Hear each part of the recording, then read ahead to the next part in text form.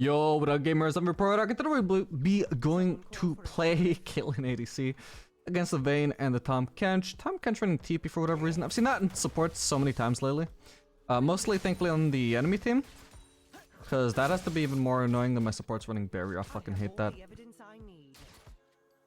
Can't imagine that's actually good. Okay, so we're trying to harass Vayne here while trying to stay out of at a position where we can't get queued by Tahm Kench, because that's the only kind of follow-up you can do at level 1. Only kind of pressure you can have. So hide behind minions and there's nothing you can do. And Vayne definitely can't win trades 1v1, and should have also Xerath helping me occasionally, so pretty good level 1 for us. Just gonna use that to harass a bit and not show up too fast. We have the level 2 advantage guaranteed because Vayne can't push the wave. Oh, he's dead. Okay, nice. Yeah, I could have flashed for the kill there. I don't think it's worth it though. If the kill is just gonna go over to Xerath Ignite anyway. Alright, there's the TP to get back to the lane. Wait, shit, I can place the trap. There we go. Boom, punished. TP's back in the lane just to end up at half HP. Should have TP'd out of the turret.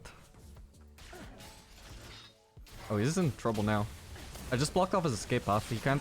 Yeah, like... If he walks past that trap, it takes him so long to walk around the turret.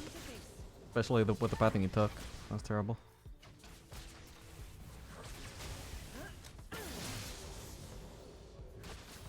Just focusing on the Vayne here, not even on the plating. Getting Vayne low HP here is the priority, and then we can go for the plating after.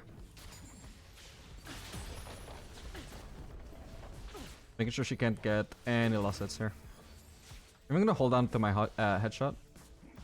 Okay, she's not farming, so... I'm gonna shove one more wave at least.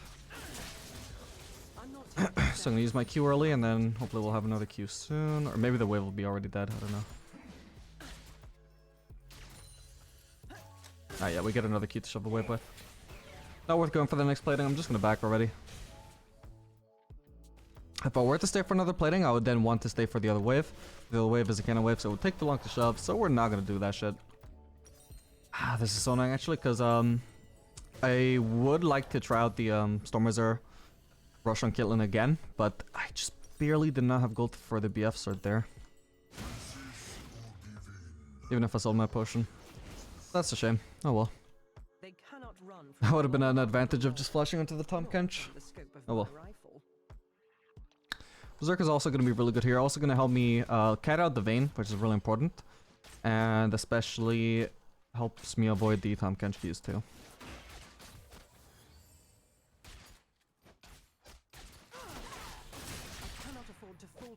Okay, nice.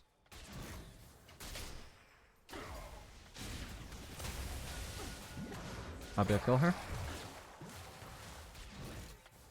Yeah, so I don't need to risk using Q here. If I just chase him down with autos, I know because I have Berserkers, I have the movement speed advantage, so I'll be able to chase him down eventually.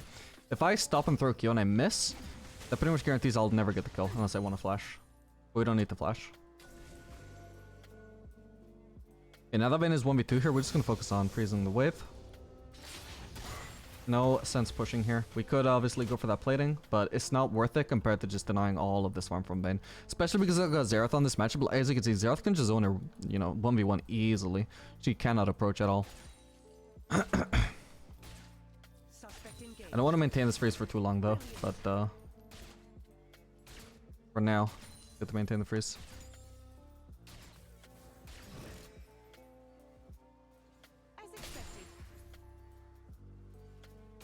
Okay, I will start pushing. We won't crash this wave, but we'll crash the next one, hopefully. Actually, I can slow push 2 waves, I think. Oh, it's not too late now. I'd like to crash like approximately 3 waves at once, or like 2.5 waves. Oh shit!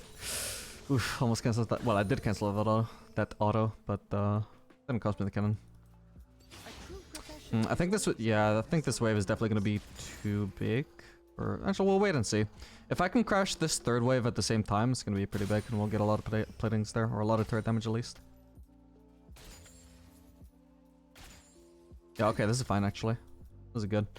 Now, while we're busy shoving this wave, this third wave will join us, coming from my side. We're gonna have 3 waves under turret at the same time, which is, you know, if they try and trade back onto us while I'm hitting the turret or while I'm hitting Bane, they're gonna get hit by like 20 fucking minions here. So as you can see, we have this massive army of minions right now while hitting this turret.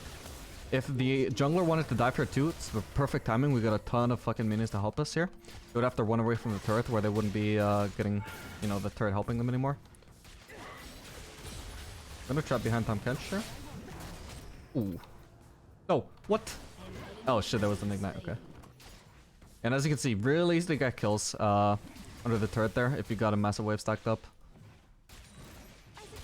Or at the very least, you can do so much damage, and if the enemies are dumb, they will end up dying as well. Of course, dying was absolutely avoidable if they just played it safer, but they needed to play really safe because of how many minions were there. I'm gonna be shoving one more wave here.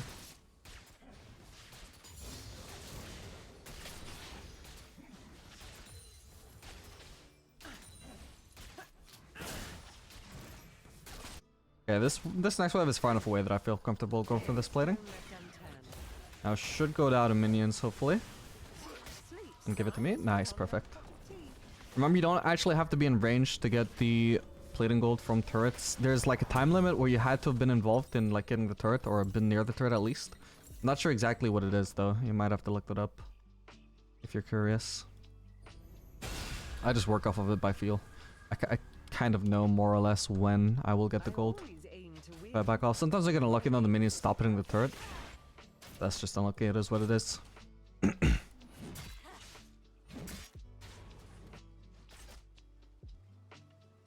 Generally it beats overstaying. Because as you can see here, I'm gonna ride back into lane, and all I missed for this, despite going for the next plating as well, is just 2 melees. Which is nothing. Not even half a wave.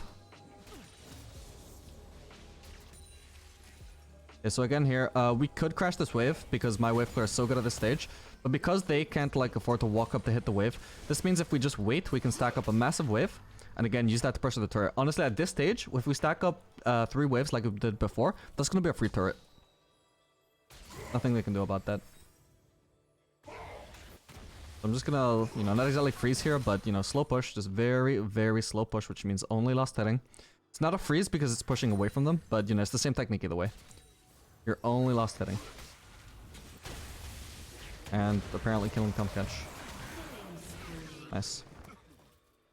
I would have preferred you in cuffs. Okay, there's a Mordekaiser coming here. Okay, this severely hurts our chances of... Wait, what? Oh boy. Severely hurts our chances of crashing 3 waves into their turret. Oh well.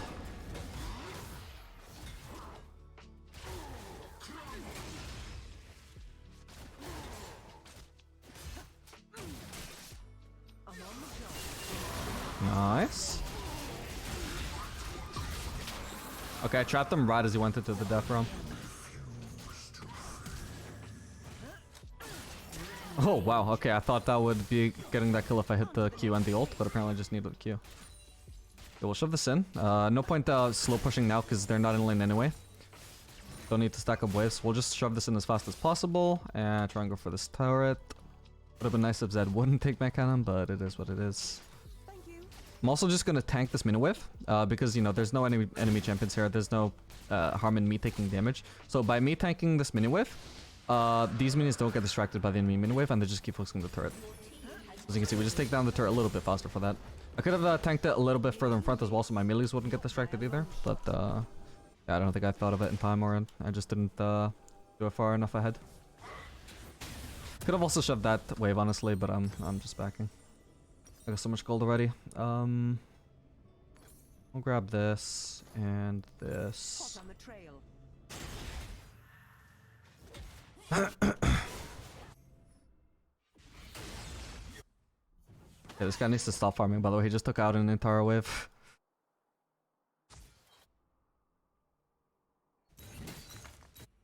One must never start an investigation without first examining the evidence. This guy's gonna get flanked hard. Oh, what the hell?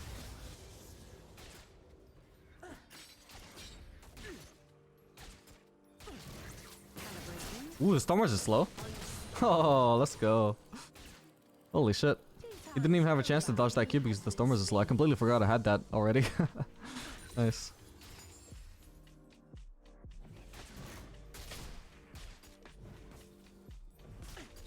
Yeah, so I've explained this on my previous Stormrazor Rush videos, but the reason I do Stormrazor Rush on Caitlyn, or well, Stormrazor Rush on pretty much any ADC where I would do Stormrazor second item, if I also want to do Galeforce, is Galeforce is, you know, a fantastic mythic, but kind of lacking in the damage department in the early laning phase because, you know, it's passive, or sorry, it doesn't have a passive like Kraken Slayer, one that does damage. The only thing it has for damage is a 90-second cooldown active. So great mythic, but not so good for damage when you compare it to the other options. Or, yeah, I mean, Shield Bow also doesn't do damage, for example, but it makes up for that by having fantastic laning stats. All Galeforce has is that 90-second cooldown active, so, you know.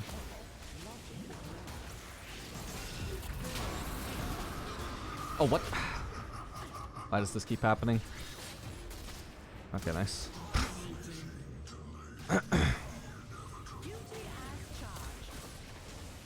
Yeah, so with Stormrazor, we actually have almost identical stats to what we would have with Galeforce. We have the exact same, like if when you account for the cost, so this costs 2,700 gold, which is 700 less than Galeforce. It gives 40 AD, which is 20 less AD, but for 700 gold you can buy double Longsword, for example, which is 20 gold. So you get the exact same AD. You know, almost identical stats. I should have ulted. My bad. You get almost identical stats. The only thing you're missing out on is 5% attack speed, which, you know, it is a significant amount, but, you know, it's not that big a deal. You just can't kill him.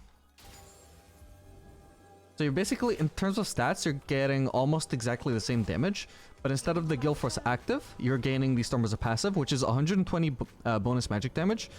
I don't know exactly what that cooldown is, but you know, it's obviously much more frequent than Galeforce's active. So, as an early item, I think Galeforce is, Stormrazor is just much better than Galeforce. I think Galeforce, is a great mythic, but sometimes you have these other options that you can build before it, which just do more damage as an early item. I think Stormrazor is a fantastic choice for that. If I were playing Twitch, I've also done like Bork Galeforce. When Wit's End was meta as the first item, I really liked Wit's End into Galeforce. And, you know, on these pure crit ADCs, then you just do Stormrazor first item. If the ADC likes Stormrazor. And this is only if you want to do Galeforce, though. If you want to do Kraken Slayer already has a damage passive, so you don't need to do this.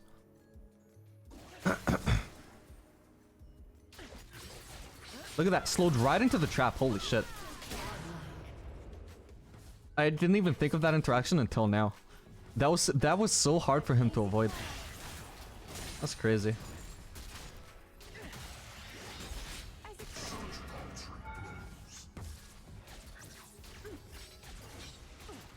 I don't know why I bothered placing the trap there. This turret's pretty much down. Oh, okay. Maybe it's not. Oh. Oh my god, he didn't actually mess that all up.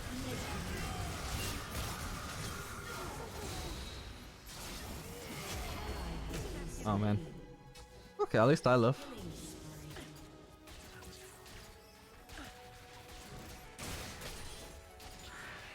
Gonna take some of these away, no point farming the entire thing.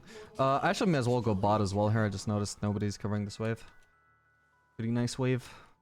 Somebody may as well get it. I will not tolerate lawlessness. Oh.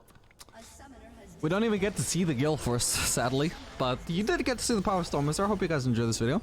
Make sure to like and subscribe if you want to see more content like this in the future. Feel free to leave a comment about what kind of builds and champions, you know, in the ADC role you would like to see in future videos. And if you have any other ideas for ADCs that could dig the Stormrazor rush. And I'll see you guys in the next video. Later, gamers.